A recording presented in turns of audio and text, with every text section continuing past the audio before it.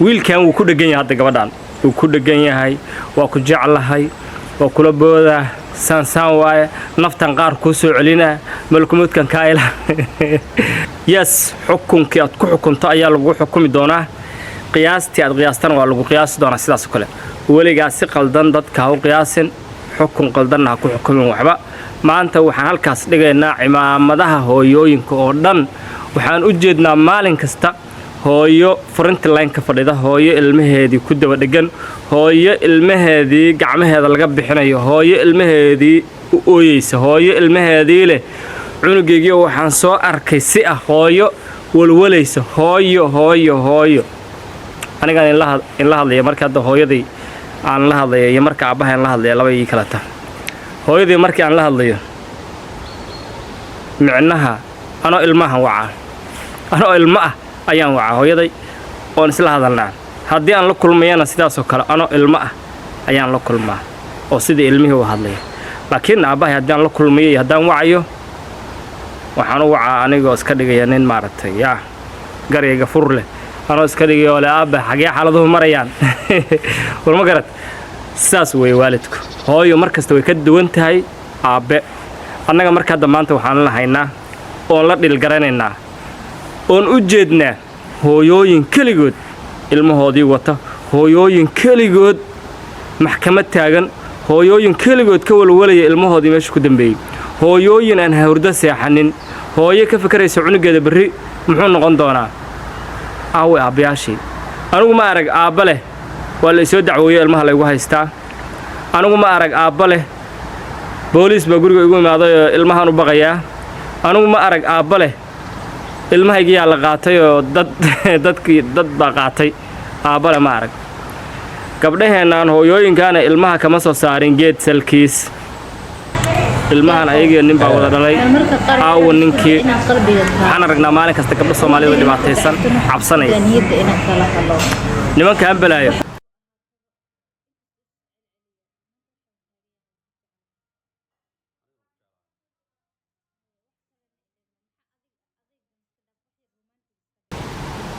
aad inaad aragtaa umalaynaa wiilkan wuu ku dhagan yahay hadda gabadhan wuu ku dhagan yahay waa ku jeclahay waa kula booda saan waaye naftan qaar ku soo celina malkumudkan ka ila wixii afkiisu karo buu hadda sheegayaa balse gabadhan hadda iyadoo wax badan ooyeysa waa aragteen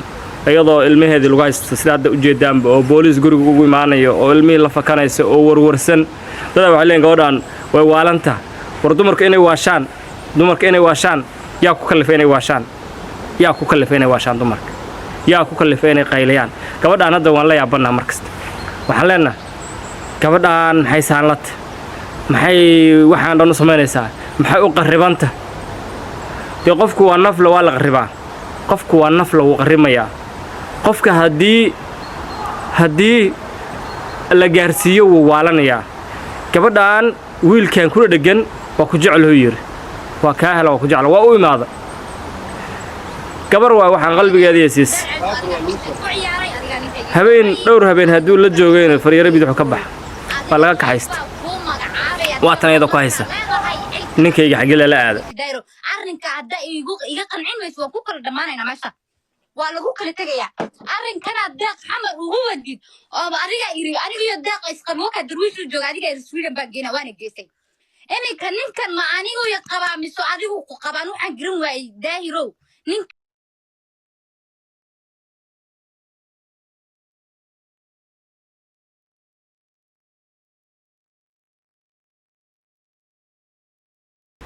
okay annaga waxaan u jeednaa gabar wareersan oo ilmo jiidaysa u jeednaa laakiin isma weydiino gabadhan maxaa gaarsiiyay heerkan maxaa gaarsiiyay inay waalasho ku dhawaato maxaa gaarsiiyay in ilmaheedii ay la carcararto qaarkoodna laga qaada maxaa gaarsiiyay waxaa gaarsiinaya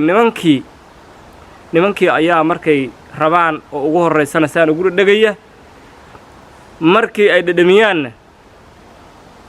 ma aragtay fariiro bidax ka baxaya haddii ayaga xitaa aysan ka tegin xitaa nimankii kale u yeeranaya nimankii kaxaynaya oo gabdhihii ka kaxaysanaya soo karta marka hooyo la soo dhibaateeyay maskaxdeeda lagu soo ciyaaray qalbiga laga soo jabiyay ayaa ilma haysata way dadaalaysaa intii tabarteeda laakiin aabayaasha caawi kuwa qaaday u fadhiyaan xaaraan bay cunayaan kuwa maaragtay iska wareegayaan meel socdaan ma yaqaanaan dumarkii bas ha dhibaataysan dumarkii kaliya iyo gabdhihii kaliya ayaa dhibaataysan oo maalin kasta aan u jeednaa ayagoo ooynaya gabdhihii heer waxay gaareen markii kuwaanoo badan oo noocaana iyo dhibaatooyinkaanoo badan ay soo noqdeen gabdhihii inay sannifaan oo yidhaahdaan tusaale raggii ay cayaan minjo baaste minjo baaste waxaa bixisay gabar saankoota looga tagaa bixisay oo saanoo kale inta ilmo looga dhalay looga tegay inay ku cayda maxaa diidayay inay fikirta maxaa diidayay minjo baaste kuwa heesta ku soo qaad biraq si waxaad garatay maa marka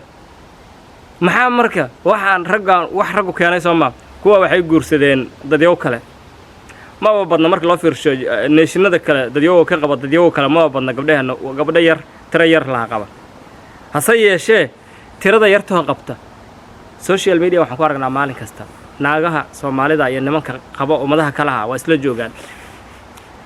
aan cayno waxaan doonaa ku sheegno waa waalayna dhahno nolosha ka dhaceen aan dhahno waxaan doonaa ku sheegno laakiin way la joogaan ayagoo waxaad arkaysaa ilmihii la wada dabkii la shidaya gurigii la jooga adiga haddaa caafimaad qabtid ku aaway waa adiga gabadha ku dhegdhegantahay marka hore aysan waxba dhalan waa adiga ku dhegdhegane oo meel kasta la taagane maalinkii wax dhasho xageed ka baxday adaan ku weydiinaya su'aashaasi waa meelna marka hooyooyinka Soomaaliyeed waa hooyooyin aan la heli karin adduunyadana meelay joogaan ma jirto gabar u dhiganta gabar Soomaaliyeed gabar keligeed ilmihii haysata oo korinaysa ayadii u ooyeysa ayadii maalin kasta ooyeysa hadday lawyer qabsanaysa ayadii lawyer raadinaysa haddii maaragtay maxkamadda ay socota ayadii u socota haddii ay maalin kasta la kulmayso ilmihii weli miyaad aragtaan aabe la kulmaya ilmihiisii oo maanta waxaa la kulmayaa wiilkaygii laga qaatay ama gabadhaydii miyaad aragtay may waxaas ilmo la qaadanayo Soomaaliyeedna niman baa wada dhalay maqaayadaha joogaan shaaha cabiyaan oo garaabana way cunayaan garaabana way cunayaan macnaha ma xasuustaba asagana wax dhalay wuxuu xasuustaa oo kaliya inuu gabar waashu kaansaday lana seexday buu xasuustaa intuu xasuusto waa intaas gabar waa shukaansaday wuu la seexday waa intaas laakiin hooyadu waxay ogtahay qiimaha naftay ogtahay nolosha qiimaheeda waxay ogtahay qayb kamida jirkeeda oo Ilaahay qof oga dhigay oo nool oo la hadlayo ama gabar ama wiil ah bay ogtahay inay haysato tii cararayso wadan ula cararaysa ana hadda hooyooyin badan baan garanayaa hooyooyin badan oo wadamada ay ku noolaayeen ka tagay ma oga tagin gaajo ogama tagin wax laan ogama tagin waxay oga tageen un aabihiina oo hadda ilmihii la ilaalinaya ma hooyadiina kuma filna ilmihii oo de Ilaahay wuxuu laba waalid u sameeyay hadda laba gacmood aan leeyahay Soomaa labadan gacmood Ilaahay wuxuu ugu sameeyay si ii qalanta inaan ugu noolaado inaan wax ku qabsado maryaha ku gasho haday mid iga go'do waxaan ahay qof kala dhimanana soo wax garatay ma macnaha labada gacmood waxa kuma qaadi kara haday mid iga go'do soo marka qoyska haddii mid uu waxba qabanayn shaqadii qoyska hal qof keligii ma samayn karo waa dayacmaysaa hadda Soomaaliga ma fahanto waa dayac laba xarig oo saas u keenaysid haddii marka gacantaan aysan jirin hal gacan keligeed intii kale xoolihii intii kale maaragtay gacanta ka baxay soo marka hooyooyinka way dadaaleen ilmaha dabkoodii raashinkoodii dharkoodii iskuulkoodii waxoodii way wada buuxiyeen laakiin waxay la tartamayaan qoysas hooyooyinkood iyo aabayaashood ay wada socdaan iyo ilmihii ay wada socdaan bay la tartamayaan Soomaaliga hadda ma fahanto sida aawadeed yaa dhibaatooyin qaarkood u soo gaartaa markii hooyadu shaqadii ay qaban weyday oo aabalaanay dhacday meeshii odaygii waa joogaa kor ahaan waa ka joogaa madax waa laga tirinaa duqdii waa ku tashanay laakiin de soo wixii iska tagaa marka meesha horta rag ma joogo runta marka la soo sheego wax nin oo meeshan jooga male nuknaagt niman waxaa jooga gabdhuhu markay shukaansanayaan rag ah laakiin maalinkii aqbasho oo guursado aan nin ahayn fariiro bidix ka baxaya soo wax garatay ma marka walaalayaal haddii aan nahay ragga waa inaan gabdhaha cimaamada ku tuurnaa gabdhuhu shaqooyinkii iyo ilmo korintii iyo wixii dhan bay gacanta ku hayaan waa inaan cimaamada ku tuurnaa ani ahaantayda runtii maalmihii la soo dhaafay gabdhaha waxaan saaray focus weyn maadaama ay yihiin qoyska salkii oo ilmihii de qoys cunug hadii laga shakeeyay gabar bahaysa soo marka aniga ilmihii oo dayacan marka arkay hooyooyinka laftirkooda dhibaatada ay ka tanbadatay oo ayagu victims marka arkay oo khaladaad sameynaya hooyooyinkii baan maaragtay canaanteeda ku dhacday qaar bay dadku waxay weydiiyeen war aawo aabayaashii war aabbo waxaan idhi aabbo meelu jiro ma aqaan dabayl miyaa ka sheekeeya dabayl maxaa yeelay qofku markuu uu jiro qaladkiisana la arkaa saxdiisana la arkaa soo marka gabdhaha saxdoodana waa sheegaya qaladaadkoodana waa sheegaya laakiin aabe hal xabo sax oo meel ugu qoran male oo maanta laga shakeeyo la aabe waxaas ku saxaya ma jirto qaladaadkiisina caadaas dhaafan asagiina ma walaah badii aabe hadda maanta aabe miyaad aragtaa adiga haddaad ii sheeg bal hal aabe oo ilmihiisii u walwalaya bal sheeg adiga ma jiro waxaan u malaynayaa muddo badan ayaan fiirsanayay xaaladaha Soomaalidu ku sugan tahay hal nin oo waxaan arkaa Soomaali ah oo Sweden inuu degan yahay u malaynayo oo waxba la weydiinayo ma shaqaysaa wax saas oo qoyskiisa gurigiisa soo jooga marka ma shaqeeyo marka waxa weeye ma jirto aabba ka walwalaya maanta ilmihiisa ma jiraan ma jiro aabba kasta wuxuu ka walwalayaa meeshuu seexan lahaa iyo gabadhii uu shaqaysan lahaa haddii duqdii la joogay iyo hadduu kala ka tagay waxyaabo aabe ma jiro maanta ka walwalaya ilmihiisa ma jiro waa un hooyo hadday dalkii joogtana waa un hooyo hadday maaragtay dalka ka maqan tahayna waa hooyo meel kastoo joogta waa wax maanta ilmihii gacanta ku haya waxa maanta qoysku ku dhisan yahay waa hooyo waa